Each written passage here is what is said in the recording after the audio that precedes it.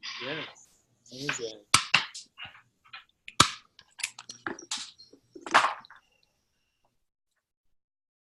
Exciting. Thank you, Amy, for leading us on that. That was awesome. Yeah. Thank you. And I feel like it was a good sort of teaser of some of the stuff that you can expect at the Playscape Retreat in March. Yeah, for sure. Man, my hair is all crazy. Cool. So I have just a list of questions. I have about 5 or 6 questions that a few people have texted me and emailed me that I figured like I'll just throw out and we'll just sort of spitball and answer them. You know, the whole point about this is just I know that the retreat is yet a few months away, and everyone is trying to plan, what they're going to be doing in March. And so the whole goal of this is just to help people feel more comfortable about embarking on this adventure with us, and clear up any sort of unknowns, so that people can come in and still be pleasantly surprised, but allow them to plan accordingly and choose an experience that's going to be right for them. Cool. I so know you as well, but we might, have the same questions. So I'll let you go first, and then I'll jump in after if there's anyone. Yeah, we'll just weave them in. So the first question is for Amy and myself, and the question is, what was your intention and motivation around creating this retreat? So for me, it kind of goes back to what I was saying about the we being more powerful than the me, because the small group environment in a place that's different than your regular environment, and that's a powerful space like MUFA's put together, allows for play, allows for connection, allows for transformation. So my intention was to allow people to sink in to the space and let the space affect them, while also facilitating those fun connections that would hopefully lead to connections beyond our time together. Mm-hmm. Yeah, for me, there's a few things. On a personal level, a really good friend of mine, his name was Warren. I've known him since 3rd grade, and he was the most sort of adventurous type person that you would ever meet. Like, he was so happy-go-lucky and full of life. And as we got older, we were always talking about these things that we wanted to do. And my friend Warren ended up getting sick and out of the blue and passing away. It was about 3 years ago, 2-3 years ago. And it was one of those things that when you have something like that happen, when someone passes away out of the blue, you start to think, wow, are we just, our time here on earth is very limited. Are we waiting for some time to do stuff? We always say, oh, well, I'll get to that later. Right now I need to work. I need to, take care of bills and stuff like that. And this was something that I had wanted to do for a long time. One, travel to a place abroad, and 2, hold an experience where we could play like kids and reconnect. And it was in that moment that I said, well, when am I going to do this? If I, keep putting it off, well, I may not be here. I feel healthy, and my friend Warren was in good health, and it just happened. So anything could happen. And then it was, a WDS where we all connected. And then later at the Applied Improvisation Network, where I got to further connect with Amy, I started, instead of saying, oh, I'm not ready for this, or this is not the time, it was more of, in the spirit of improv of, yes, and more importantly, yes, let's create something that is amazing, that is a bit unknown, is a bit scary, and has the potential to impact so many lives. Yes, let's. Yes, let's indeed. Gary, what you said is so powerful. I don't know if any of you have ever been asked the question, you know, what is your greatest fear for your own existence? And one of mine is that I'm not going to be able to get to visit all the places that I want to visit in the amount of time that I have. Who knows how much time I have. And so with each birthday, I always do like a little mental inventory of, I'm so glad I got to visit this place. I'm so glad I got to visit this place. And I still want to visit all of these other places. And not from the perspective of sitting in a resort, but from the perspective of seeing how other people live. Because for me, I call that world education. And to be able to spend time with people, you know, outside of my own community, past or present, really helps put things into perspective for me and my little tiny existence. I just came back from Cuba earlier in the month, and that was something that had been in my mind since I was in high school when I first started studying Spanish. And you see all the marketing around visiting Cuba, and then you see the real Cuba, and it's not always the same. And that's not necessarily a good thing or a bad thing. That's just the reality of the situation. And I'm so glad I got to experience that with my own eyes and my own heart, rather than just through the internet or, you know, the Lonely Planet guide. And Gary, what you said about your friend is really, really powerful. A couple of months ago, I was asked to tell a story at a storytelling event that's here in my town. And because I'm the improv lady, everyone assumed that it was going to be a funny story.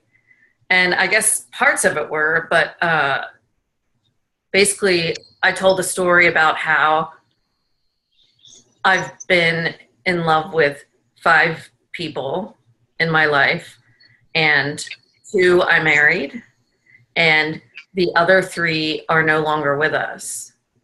The one passed away at about age 30. The other one passed away at about age 40. And the other one passed away about age 50. And for me and my age to have had 3 people that are no longer with us that I was intimately involved with at one time is pretty heartbreaking. And I think of all the things that they didn't have the opportunity to do.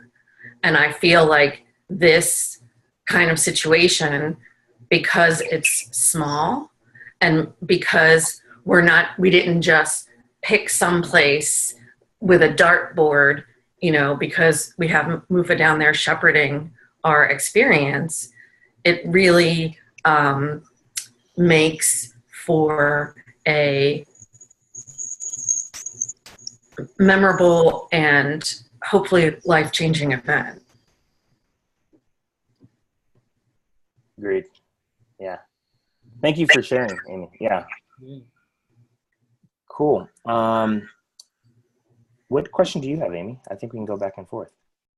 Oh, to totally different than what we just talked about. I actually had a question about the food. Cool. And what to expect, and what if you don't eat meat?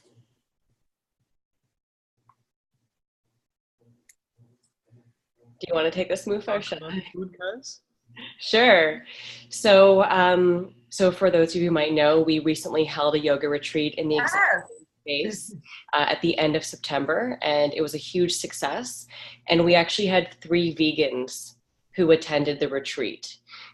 So what we did was we provided options that were vegan and non-vegan for every meal. So for breakfast and lunch that we provided, we gave the option of vegan or non-vegan for each one.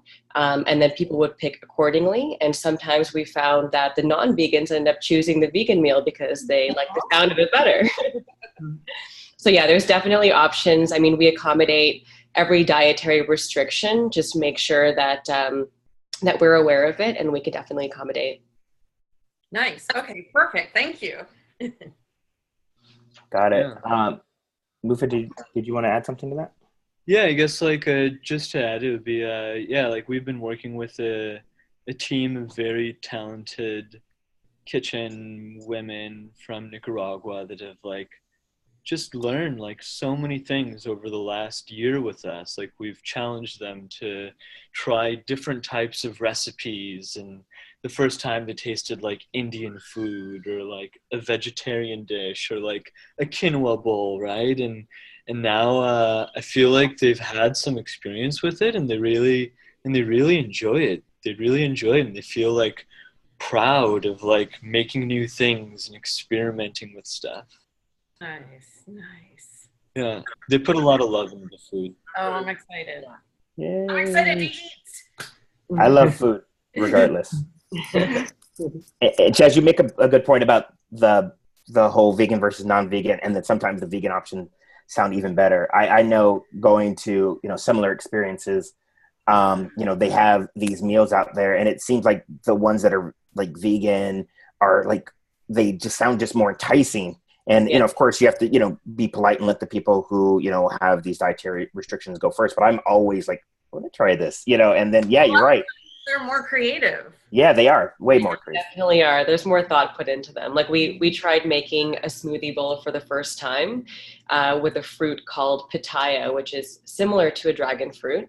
It looks the same on the inside, though. It's like this bright, beautiful kind of magenta color. And we had a few goes at it, and the team got it. It was a vegan smoothie bowl. There was no yogurt, no dairy, and delicious. Yeah, it was really good. Well, I'll never forget the time I was traveling through Tuscany, and I was in a restaurant, and I told them that I didn't eat meat, and so, what would they recommend since the menu was all meat? And they said, oh, no worries. We have chicken for you.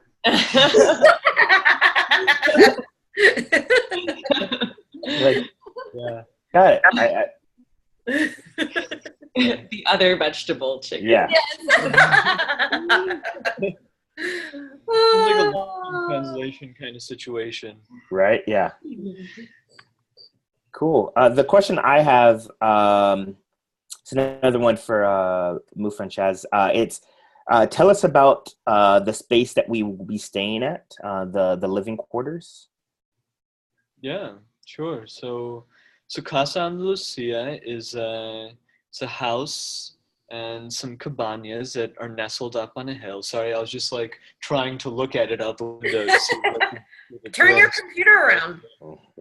You can't really see it actually. No. It's like pretty small up on the hill from where I am.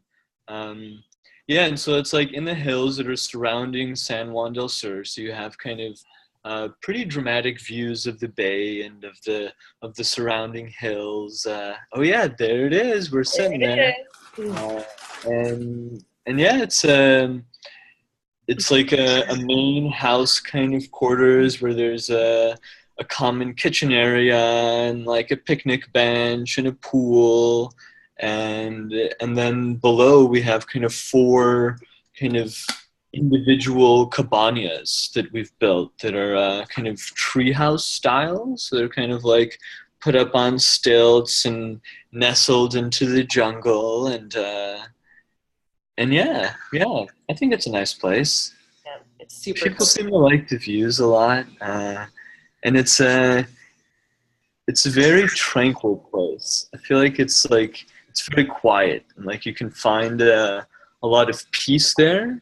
Yet at the same time, it's like kind of conveniently near the city, so you could just kind of like pop down with like a 10-minute walk, and you're in the middle of San Juan del Sur. Oh, perfect. I might stay. Do you do long-term stays? Oh yeah, for sure. we have some extended stay people.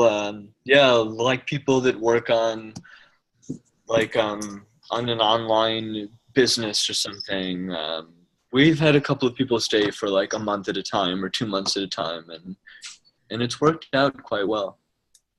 Ooh, my wheels I are know. turning. And we also have room service. So if you ever get hungry and you don't want to go down the hill, you could just call across the Oro and we'll bring up like a quinoa bowl or some butter chicken for you. How about that smoothie? Chicken. The other vegetable. Butter chicken. Excited. The vegan chicken.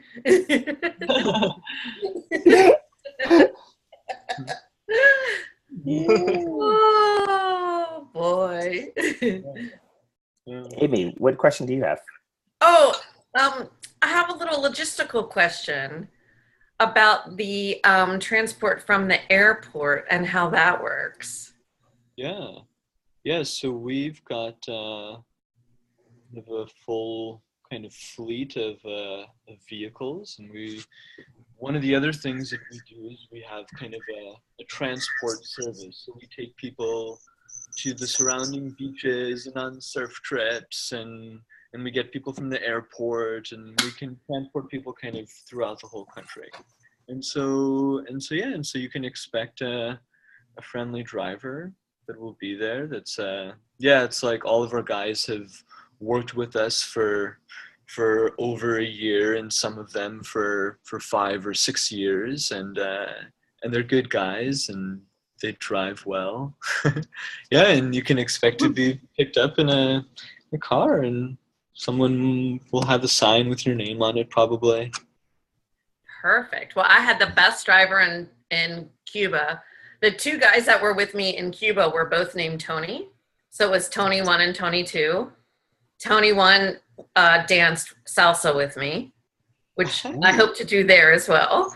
And Tony 2 was the driver, and he and I we spoke Spanish together as much as possible.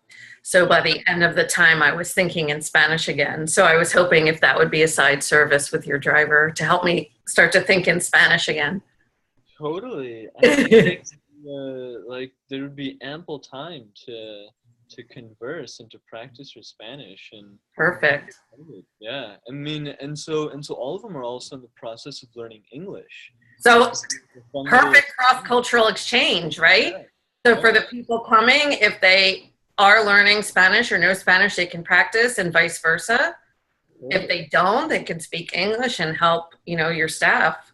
Yeah. Perfect. Yeah. Nice. Okay, my turn. This is a good one. Can you talk about a typical day during this retreat? Amy, do you want to start? Oh, can I talk about it? Just us in general. Like, yeah, what? It's so interesting. I guess it's one of that thing of like going into the unknown. We need to have some sort of like security of like, I don't know, what can I expect? I've never done anything like this. Right. Yeah, so a typical day would be in the morning, laughter yoga or traditional yoga, beautiful food, facilitated play activities, right?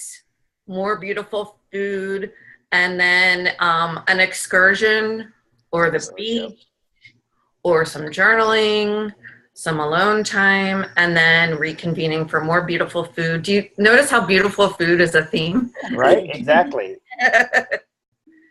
and then, an evening activity with the group. Yeah, and one thing that I can sort of chime in on that is that Amy and I, we've been collaborating on like what's going to be the best experience, but being improvisers ourselves and having both gone to multiple retreats and put on them, there's that whole serendipity and leaving room for the unknown. I know I did a weekend retreat recently, and we had the day planned out, and it was just really listening to the people and what the people need, and we adjusted, and we made it all work, and I felt like in the moment and being present and really listening to the needs of the people that are there is really what's going to bring it. We had a few activities planned, and then after going through them, we realized, what, how about we give you a break to just chill and relax and soak in the stuff that you just did. Boom, boom, boom. We adjusted. So Yeah, I know that's really important that you say that, because free time is really important, as is the ability to be flexible. And I just returned from a business retreat, and I was supposed to have led laughter yoga for the group on Friday afternoon, and I ended up not leading laughter yoga until Sunday morning because that wasn't the right time for the way the group was feeling. But Sunday morning, we were afraid we were going to wake up the people around us. Woo!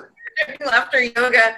We did traditional yoga at sunrise, and then we moved right into laughter yoga afterwards. And the only noise you could hear was our laughter.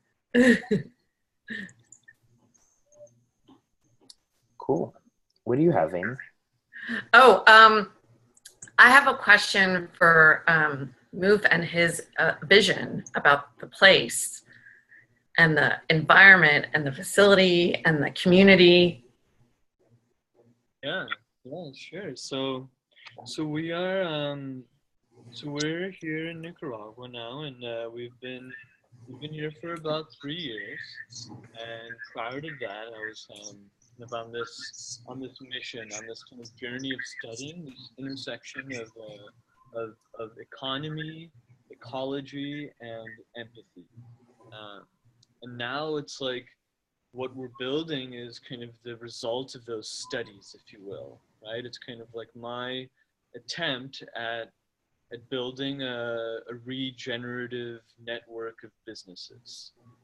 And so it's not just like one business or like one place. It's like kind of this whole ecosystem of places and people and collaborators and different people that come in and engage with us for a month or for a week or for just even like a few nights, right? And it's a lot of kind of this like co-creation kind of thing, right? It's like we've built physical spaces, right? And the way that they've been built is with it's all about like design inspired by nature.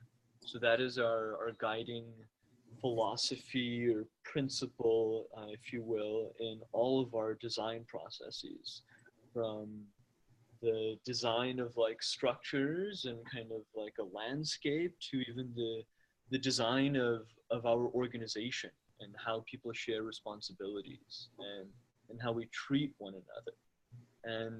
And so we've kind of like built all of these physical places, right? And we've kind of like really tried to cultivate this culture within our organization of this regenerative economy, like regenerative ecology and regenerative empathy.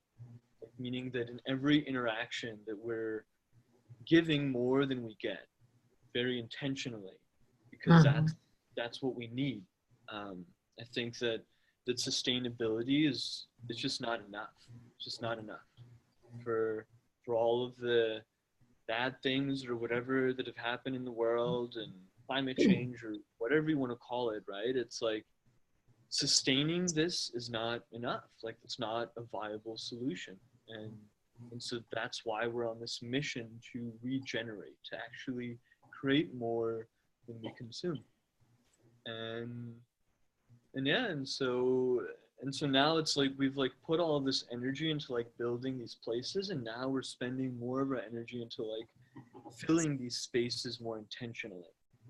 So for example, like this Playscape Retreat, it's not just like by coincidence, right? It's like all of our values are like super aligned, and I think that the result of this retreat is going to be, I think that we're going to regenerate a lot of empathy for ourselves and for all of the people that come here and for all of the people that are witnessing it, right? Because like even for all of the people around and for like all of the kitchen girls and the cleaning girls and the guards that will be like here to take care of you, like they've never even been able to imagine something like this, right? And it's going to be a treat for them to like be a part of it too. Yeah. I feel like that was kind of a long-winded answer. I'm not sure if I forgot what the question was.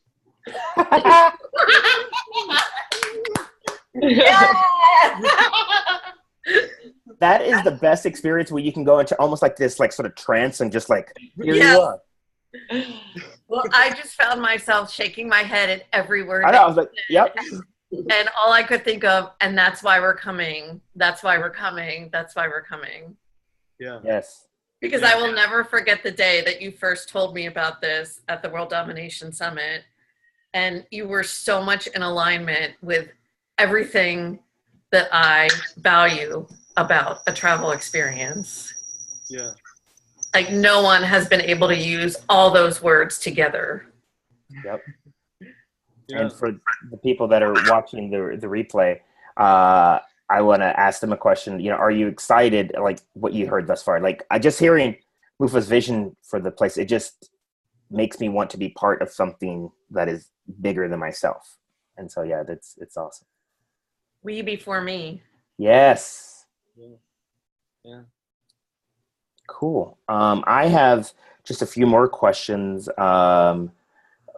This next one is, what is the weather typically like in March? Great question. So weather here, it's going to be, so March is going to be the dry season. And it will likely be sunny and hot. Yeah, it's going to be sunny and hot every day. Nice. I like it. Especially if you're coming from like a cold climate. Well, March is sort of spring, so it should be warming up, but yeah. Yeah, and we've got a nice kind of offshore wind all the time. So that's one of the kind of redeeming qualities of San Juan del Sur, and one of the reasons why the surf conditions are so perfect here is because there's just always an offshore wind. And so it's like hot and sunny, but there's like always kind of this wind going too. So it's nice. It's like you sweat and then the wind comes and it's like air conditioning. Natural air conditioning. I like it. So, I'm going to sweat off all that vegan chicken. Yeah. Cool. Amy, do you have any other questions? No, those were my 3. Yeah, those were all my questions too. I think we answered them all. I guess maybe we go around and sort of like any sort of last comments that we want to make about, you know, the retreat and what we hope people will experience. I'll go first. You know, for the people that come out to the retreat, whether, you know, they come individually or come as a couple or, you know, with friends, I am excited, you know, to put them in a new place because I've been studying a lot of neuroscience, and when you're in a new environment, all your senses are heightened, and it's just because of our protection mechanism of like when you're in some place that you don't know, your brain needs to protect you, so everything is heightened. But the cool thing about that is that, you know, when you're in a safe place like what we're creating, you can enjoy it better. You know, they say when you get outside your comfort zone and you do stuff like this, everything is just enhanced. Like everything from the food that you eat to you know, the stuff that you experience. You could do something very mundane that you would do like normally, you know, at home, but do it in a place that you're not familiar with, and it's better. Like reading a book, and then they say because of that, that's where, as Mufa mentioned, the rejuvenation you know, happens. So I'm excited, you know, to witness people, you know, go through that, you know, myself included. You know, it's something, you know, we're here to serve, but also like I, you know, really enjoy like partaking as well. So it's a little bit self-serving. So that's what I got. One of my favorite things to do when I travel is also one of the most mundane things you do in your life. I love to visit grocery stores. And I don't even cook, you know, so I'm not even, you know, in that mindset. I'm just in the mindset of, you know, what do people see on shelves in their daily routines? And a lot of times it's where I find things to bring home too, because it's much more fun to bring home a bag of local coffee beans from the local grocery store than to pick up coffee beans at the airport or something like that. And in Cuba, it was really interesting because the pickings were slim. But it really is like the story of the society in a nutshell when you visit the grocery store.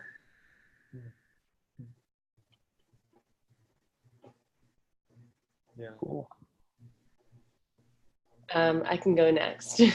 So San Juan del Sur is a very charming town, and whoever attends this retreat is going to have such a blast.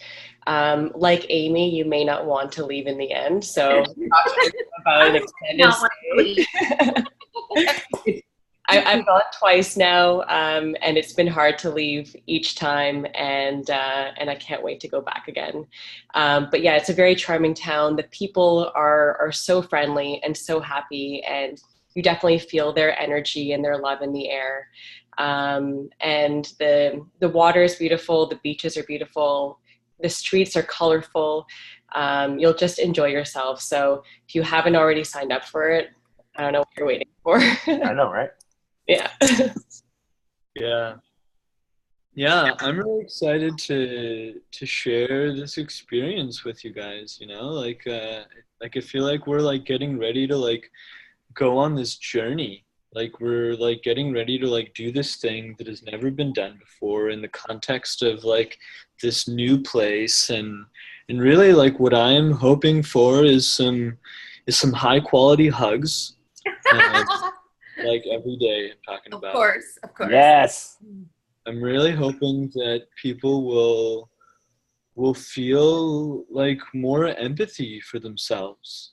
And I'm really like curious about like how we're gonna like create that space together and kind of like dive deeper into it. I've like had the fortune to do a number of improv and play and laughter yoga kind of sessions and workshops, right? But like I'm so fascinated about like what's it going to be like to go deep into this for like a week, you know, or for 5 days, or just to like go deeper. And I'm really curious about how like each of you are going to like take this back home and how it's going to impact your life. And I'm really curious about how it's going to impact my life, and how like I'm going to like infuse this into like our meetings, into my business, and into like how like I interact with people. Yeah. I love it. Oh my gosh, this is such good. I love the energy here. And if I can just end with a story, is that cool with all of you? Yeah. I just heard this story, and I feel like it's a metaphor for like what we're all experiencing.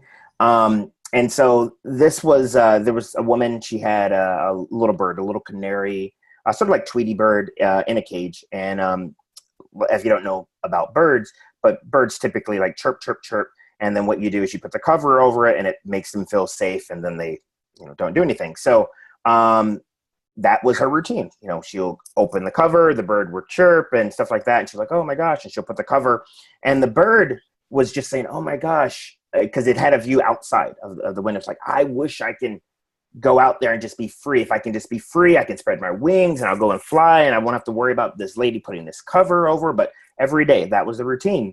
And then one day, the lady, she had the door open and she was in a rush and she left. And then the window was open and the bird said, this is it. This is my moment. I'm going to go. I'm going to fly away and I'm going to do it. But then the bird got a little bit scared. It's like, I don't know what's out there. Like, I have my cage here, and she puts the bird seed in, but no, like I am a bird. I need to fly. I need to go. And the bird was sort of like on the edge, like back and forth.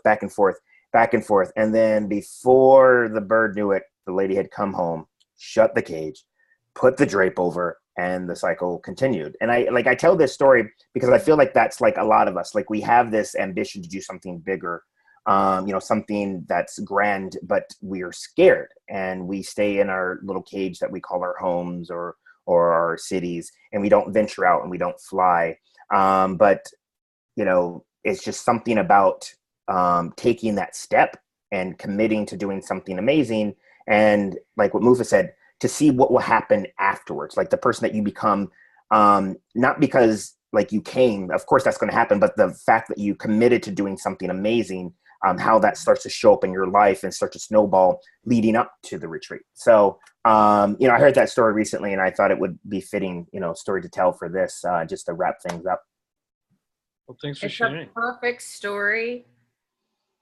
And I invite people to think of themselves as an onion, and you're going to peel back the first layer, and you're going to peel back the second layer, and you're going to peel back the third layer, and who knows how many layers you're going to end up peeling back in this time that we'll spend together, and then how that will impact each other, the staff, and the communities back at home. Yeah. So cool. So that is everything. And so I want to invite the people watching, we covered everything from the lodging and logistics and what's going to happen and what to expect. And, by now you're probably just as excited as we are for March to come. And so if you are interested and available, please, go and check it out. We'll put up you can see the little thing right here with the URL. We'll put it wherever this is posted so you have it. And if you use the code INSIDERS, INSIDERS, you'll get $100 discount off of your deposit. We're excited to see you in March. Oh, and the early bird. Yeah, which is like a discount on top of a discount. Yeah, exactly. So early bird is running until December 4th, right? Yep, exactly. So saves you some money, allows you to secure your spot, and then just before they all fill up. So yeah. But that is everything. So thank you, Shaz and Mufa for joining us, and Amy, my partner in play. Very good, very good. Yay! Yay!